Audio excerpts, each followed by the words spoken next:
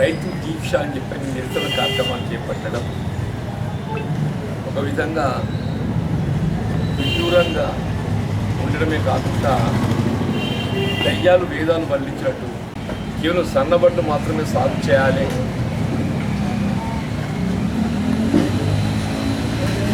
లేకపోతే మేము ధాన్యం సేకరణ చెయ్యం,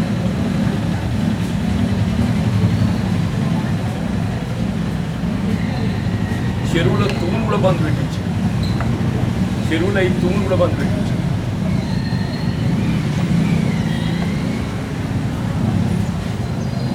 వాళ్ళు ఏదైతున్నదో వాస్తవంగా ఇస్తున్నటువంటి ఉత్పత్తి వ్యయాలను పరిగణలోకి తీసుకుంటే కనీసం క్వింటల్ 3,000 రూపాయలు ఉంటాయి కానీ పడదు వాస్తవంగా. ఇప్పుడు ఈ దశాబ్ద కాలంలో 2014 నుండి ఇప్పటి వరకు మీకు రసాయనిక ఎరువులు రెట్టింపైనాయి. ముఖ్యంగా సాగుకు సంబంధించి మన ట్రాక్టర్లపై ఆధారపడతాం. సాగుకు సంబంధించి డీజిల్ ఏదైతున్నదో ఆనాడు 50-55 రూపాయల లీటర్ ఉంటే ఇవాళ 90 రూపాయలు. పెస్టిసైడ్ పురుగు మందు రెట్టింపై, కూలీ మనం 2004లో ఏదైతే ఎప్పుడైతే యూపీఏ ప్రభుత్వం కేంద్రంలో అధికారానికి వచ్చిందో 450 రూపాయలు కిందలు. 10 సంవత్సరాల లోపు ఏదైతుందో 2014 నాటికి అంటే 1350, అంటే 450, 1350 ఏదైతుందో 2700, 1350 అంటే 2700. అంటే వాస్తవంగా ఈ పెరిగిన ఉత్పత్తి వ్యయాన్ని పరిగణలోకి తీసుకుంటే 3,000 రూపాయలు ఉంటాయి కానీ గిట్టుబాటు కాదు. ఇలా కేంద్ర ప్రభుత్వం ఏదైతుందో వాస్తవంగా స్వామినాథన్ కమిషన్ సూచనలకు అనుగుణంగా ఈ వ్యవసాయ ఉత్పత్తుల కనీస మద్దతు ధర స్వామినాథన్ కమిషన్ నివేదిక సూచనలకు అనుగుణంగా ఈసారి అయితే కేంద్ర ప్రభుత్వం స్వామినాథన్ గారికి భారత రత్న ప్రకటించింది, కానీ వారి సూచనలు మాత్రం పరిగణలోకి తీసుకోవడం లేదు. కానీ గిట్టుబాటు కాని పరిస్థితులలో రైతాంగాన్ని కొంత ఊరట కలిగించాలనే భావనతో ఏదైతుందో ఇలా ప్రస్తుతం ఉన్న మద్దతు ధర 2200తో 500 రూపాయలు అదనంగా బోనస్ ఇవ్వాలని చెప్పని కాంగ్రెస్ పార్టీ సంకల్పించింది. ఏదైతే 500 రూపాయలు బోనస్ ఇవ్వాలని సంకల్పిస్తే ప్రతిపక్ష పార్టీలు అసలు కాంగ్రెస్ పార్టీ బోనస్ ఇస్తుందా, ఏడికెళ్ళి ఇస్తుంది, ఎట్లు ఇస్తుంది మీకు తెలియదు కాదు. వాళ్ళు ఎన్నికలు ఏమేమి మాట్లాడినో చెప్పంటున్నాయి. రుణమాఫీకి సంబంధించి కూడా వీళ్ళ గత 5 సంవత్సరాలు మీకు 2018కి వెళ్ళి 23-24 వరకు 23 చివరి వరకు చెప్తుందో 5 సంవత్సరాల కాలంలో కనీసం 5 సంవత్సరాల కాలంలో కూడా పూర్తి స్థాయిలో రుణమాఫీ చేయడం జరగలేదు. 5 సంవత్సరాల కాలంలో పూర్తి స్థాయిలో రుణమాఫీ కూడా చేయడం జరగలేదు.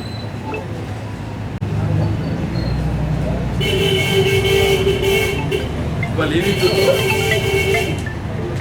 రేవంత్ రెడ్డి గారు గౌరవ ముఖ్యమంత్రి గారు ఏదైతున్నదో ఎన్నికల ప్రక్రియ ముగిసిన తదుపరి అంటే ఎన్నికల ప్రక్రియ ముగిసిన తదుపరి ఇవాళ మాట్లాడే ప్రతి మాట ఎన్నికలకు పరిమితం కాదు. ఇక్కడ వాస్తవంగా ఒక నిర్మాణాత్మకంగా కార్యాచరణ అమలు చేయబడే విధంగా రైతాంగానికి ఏ విధంగా రుణమాఫీ తక్షణమే అమలు చేసి ఈ ఖరీఫ్ పంట నాటికి కొత్త రుణం కల్పించేయాలనే ఒక భావనతో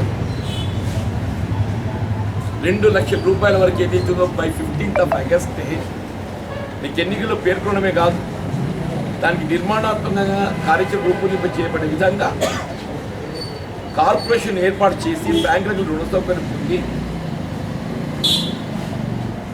2 లక్షల రూపాయల వరకు పూర్తి స్థాయిలో రుణమాఫీ చేసి కొత్త రుణం ఇప్పించే విధంగా, అట్లే బోనస్కు సంబంధించి కూడా మీరు ఆనాడు సన్న రకాలను ప్రోత్సహింప చేయబడే విధంగా కేసీఆర్ మాట్లాడేది.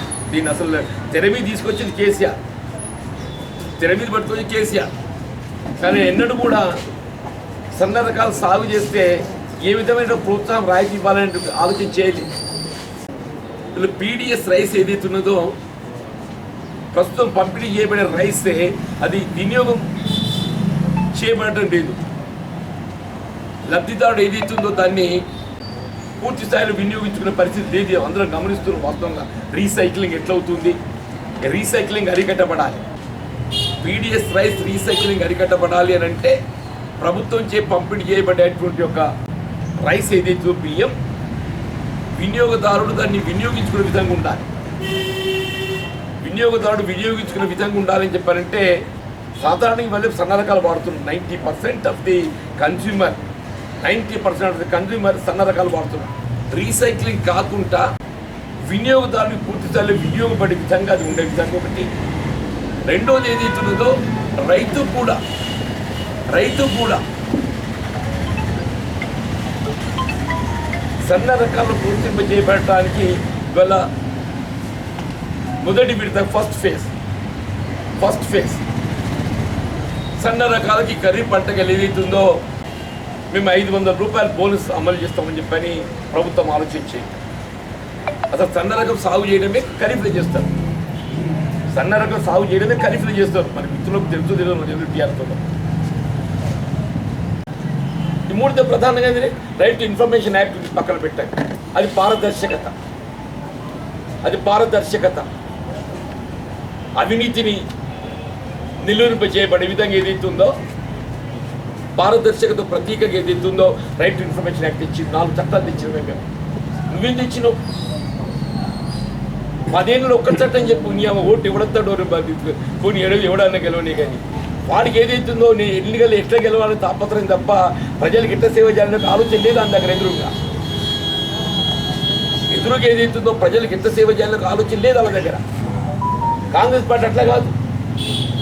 మేము ఎన్నికలు గెలవాలనే తలంపు ఉన్నప్పటికీ ప్రజల సేవా దృక్పథం ఏ విధంగా ప్రజలకు సేవ చేయగలుగుతాం. ఒక విధమైన ఒక స్పెసిఫైడ్ ఎకనామిక్ ప్రోగ్రామ్తో ఒక ఆర్థిక ప్రణాళికతో మేము ముందుకు పోతాం. ప్రభుత్వం నిర్మాణాత్మకంగా వ్యవహరించినప్పుడు ఏదైతుందో ప్రతిపక్షాలు కూడా బాధ్యతతో వ్యవహరించాలి. అంటే సాగునీరు అయితే చెప్పంటారు కదా, డేట్ స్టోరేజ్కి వెళ్ళి వాటర్ ఇచ్చారు. ఇదందరూ తెలుసు. ఈసారి ఎస్ఆర్ఎస్పీ ఏదైతున్నదో మనకు మొన్నటి సెకండ్ విడత వర్షాలు లేక మొత్తం ఇబ్బంది ఉంటే కూడా డేట్ స్టోరేజ్కి ఇడిపించినాం అని చెప్పి ఎవరు ఊహించలేదు. డేట్ స్టోరేజ్కి ఇడిపించి పంటలు కాపాడుతున్నాం. నీకు గత సంవత్సరం విద్యుత్ వినియోగం ఏదైతుందో 50% అదనం ఉంది. నీకు గత సంవత్సరం కంటే ఈ సంవత్సరం విద్యుత్ వినియోగము 50% అదనంగా ఉన్నది. ఏ పరిస్థితుల్లో కూడా ఈ ప్రభుత్వం యొక్క ప్రాధాన్యత రైతు, వ్యవసాయ రంగము. ఈ దేశంలో ప్రధాన ఉత్పత్తి రంగం, ఉత్పాదక రంగం వ్యవసాయం. ఆ వ్యవసాయాన్ని ప్రోత్సహింపజేయబడే విధంగా రేపు దేవుని దగ్గర ఇండియా కూటమి ఏర్పడటంతో ఏదైతున్నదో మేము 3000 క్వింటల్ చేస్తాం, 3000 క్వింటల్ చేస్తాం చెప్పట్లేదు. మరి దాన్ని 3000 క్వింటల్ కావాలి. రాష్ట్ర ప్రభుత్వం గల బోనస్ అనే అంశం ఎందుకు తెర మీదకి వస్తుంది? కేంద్ర ప్రభుత్వం మద్దతు ధర నిర్ణయంలో ఏదైతుందో స్వామినాథన్ కమిషన్ నివేదిక సూచనలను పరిగణన తీసుకోక మద్దతు ధర నిర్ణయం చేయడంలో ఏదైతుందో రైతుకు పెట్టుబడి పెరిగి అది గిట్టుబాటు కాలిక పరిస్థితుల్లో రైతు అండగా నిలబడాలని చెప్పని ఈ బోనస్ తెర మీదకి వచ్చి గత ప్రభుత్వాలు ఏదైతే కేవలం మద్దతు ధర కల్పనకే కట్టుబడి ఉండే. గత ప్రభుత్వాలు ఏదైతుందో కేవలం మద్దతు ధర కల్పన వరకు మాత్రమే కట్టుబడి ఉండే. ఓన్లీ ఎంఎస్పీ ప్రొక్యూర్మెంట్ అదనంగా ఇచ్చే ఆలోచన అమలు చేయబోతుంది గవర్నమెంట్. వినియోగదారుని కూడా ఏదైతుందో పీడిఎస్ రైసే పక్కదారి పట్టకుండా రీసైక్లింగ్ స్కోప్ లేకుండా సన్న రకం ఇచ్చే విధంగా ఏదైతున్నదో పూర్తి స్థాయిలో వినియోగింపజేయబడే విధంగా ఇవాళ ప్రోత్సహించాలని చెప్పని ఇమీడియట్గా ఈసారి 500 ఇస్తుంది. ప్రతిపక్షాలు ఉనికి కాపాడుకోవడానికి కొరకు కోల్పోయిన ఉనికి తిరిగి పొందే ప్రయత్నంలో భాగంగా ఇటువంటి యొక్క ఇంతవరకు దేశ సర్వే రిపోర్ట్ బయటకు రాలేదు. ఇంతవరకు అయితే ఏ సర్వే రిపోర్ట్ బయటకు రాలేదు. ఎవరికి వారు అంచనాలు వేసుకుంటుండ్రు. మైట్ బీజేపీ కూడా అంచనాలు వేసుకుంటుంటుంది, నేను కాదని అన్న. బీజేపీ అంచనాలు వేసుకుంటుంటుంది, నేను కాదని అన్న. ఏ సర్వే కూడా ఏదైతుందో పర్టికులర్ నిజామాబాద్ పార్లమెంట్ నియోజకవర్గం సంబంధించి ఇది టఫ్ ఉన్నది. I can say it's tough. ఇదేదైతే పోటీ గట్టి ఉన్నది, ఇది ఎట్లా గట్టిగా అయింది? బీఆర్ఎస్ ఏదైతే ఉందో కాంగ్రెస్ని నిలువరింప చేయడానికి గెలువబడి చూడాలని ఒక కుట్రపూరితంగా బీజేపీకి సోల్డ్ అవుట్ కావడంతో దాంతో కొంత ఇబ్బంది ఎదుర్కొంటున్న ఫ్యాక్ట్. కానీ తప్పకుండా గెలిచాలని విశ్వాసం ఉన్నది. ఎన్ని కుట్రలు చేసినా ఓటర్ ఈజ్ ఇండిపెండెంట్. ఇప్పుడు చెప్పినంత మాత్రాన్ని ఏదైతే ఓటర్ మాత్రం చెప్పనుకోండు వాళ్ళ భ్రమ. ఓటర్ దృష్టిలో వాళ్ళు ఏదైతే ఉన్నదో ఏ రాజకీయ పార్టీకి ఓటేస్తే వాళ్ళ వీలు ఉంటుంది, ఈ అభ్యర్థి వాళ్ళకి అందుబాటులో ఉండి వాళ్ళ సమస్యల పట్ల దృష్టి కేంద్రీకరిస్తాడు. ఆ విధంగా బీజేపీకి అసలు సిద్ధాంతం ఉన్నది, ఆర్థిక ప్రణాళిక ఉందా? ఏ రాజకీయ పార్టీ అయినా ఒక ఆర్థిక ప్రణాళిక ఉండాలి. కేవలం మత విద్వేషాలు తెచ్చగొట్టి ఏ విధంగా రాజకీయ లబ్ధి పొందే ప్రయత్నం తప్ప ఆర్థిక ప్రణాళిక అంటున్నాయి. ఇప్పుడు నేను చెప్పి ఇన్ని చెప్పి ఒకటి చెప్పి బోనస్ ఎక్కడ లెట్ బీజేపీ కమ్ ఫార్వర్డ్. వాళ్ళ పాలిత రాష్ట్రాలలో ఎక్కడైనా బోనస్ ఇచ్చే ఆలోచన చేస్తుందా? రాసుకో. బీజేపీ పాలిత రాష్ట్రాలు ఎక్కడ రుణమాఫీ చేస్తుందా? బీజేపీ పాలిత రాష్ట్రాలు ఎక్కడ ఉచిత విద్యుత్ ఇస్తుందా? బీజేపీ పాలిత రాష్ట్రాలు ఎక్కడ ఉచిత రవాణా సౌకర్యం కల్పిస్తుందా మహిళలకు? పాలిత రాష్ట్రాలు ఎక్కడ 500 రూపాయల సిలిండర్ ఇస్తున్నదా? ఏ ప్రణాళిక తెలియదు. కాంగ్రెస్ పార్టీ ఏదైతే ఒక నిర్మాణాత్మకంగా ఏదైతుందో ఏ విధంగా ప్రధాన ఉత్పాదక రంగం గ్రామీణ ప్రాంతం వ్యవసాయం. గ్రామీణ ప్రాంతం నేను 4 చెప్తా. నెంబర్ 1 మహాత్మా గాంధీ గ్రామీణ ఉపాధి హామీ పథకం. ఇలా దేశంలో కోట్లాది మంది వ్యవసాయ కూలీలు గ్రామీణ ప్రాంతంలో ఉపాధి కల్పిస్తున్నటువంటి ఒక కార్యక్రమం జాతీయ గ్రామీణ ఉపాధి హామీ పథకం. ఏ ఊరైనా పోయి పొద్దున 7 గంటలకు ఊళ్ళో ఎవరు ఉంటారు? అంతా చెర్లలో ఉంటారు, గుట్టలు ఉంటారు, చెర్లలో ఉంటారు. ఫుడ్ అష్యూరెన్స్, ఆహార భద్రత. ఏమైనా పినాతి కాంగ్రెస్ పార్టీ ఎన్నడూ కూడా చెప్పండి ఈ దేశంలో కేవలం ఎన్నికలకే పరిమితమే ఆలోచించిన పార్టీ కాదు. ఇవాళ జాతీయత మాట్లాడుతుంది. ఎక్కడి జాతీయతనే? ఇక్కడ జాతీయత ఈ దేశం కోసం ప్రాణాలు అర్పించిన చరిత్ర కాంగ్రెస్ పార్టీకి ఉందా? ఎవరు? కాంగ్రెస్ పార్టీ టఫ్ అని చేసిన ఎన్నిక ఏదైతుందో నిజామాబాద్ పార్లమెంట్ ఎన్నిక గతంలో భారతీయ జనతా పార్టీ ప్రాతినిధ్యం వహిస్తున్న స్థానం. గతంలో ఈ స్థానం భారతీయ జనతా పార్టీ ప్రాతినిధ్యం వహిస్తున్న స్థానం. నాకొకటే, నా జగిత్యాల నాకు వాస్తవ ప్రజా జీవితం రాజకీయంగా జన్మనిచ్చింది జగిత్యాల. అటువంటి ప్రాంతానికి నేను సేవ చేయాలి అనేటువంటి తపనతో నేను నిజామాబాద్ ఆఫ్ చేసుకున్నాను. అటువంటి తపనతో నిజామాబాద్ ఆఫ్ చేసుకున్నాను. మన పార్టీ కూడా గైడెన్స్ ఇచ్చింది. ఎందుకు నువ్వు పద్మవ్యూహంలో చూస్తున్నావు అని చెప్పి నేను చెప్పిన, నేను పద్మవ్యూహంలో చూస్తున్నా అని చెప్పాను. నేను గెలిస్తే అర్జునుడిని అవుతా, పోతే అభిమన్యుడిని అవుతా. గెలిస్తే అర్జునుడిని అవుతా, పోతే అభిమన్యుడిని అవుతా. ఎట్లయినా చరిత్ర పుట్టలు నిలిచిపోతాను.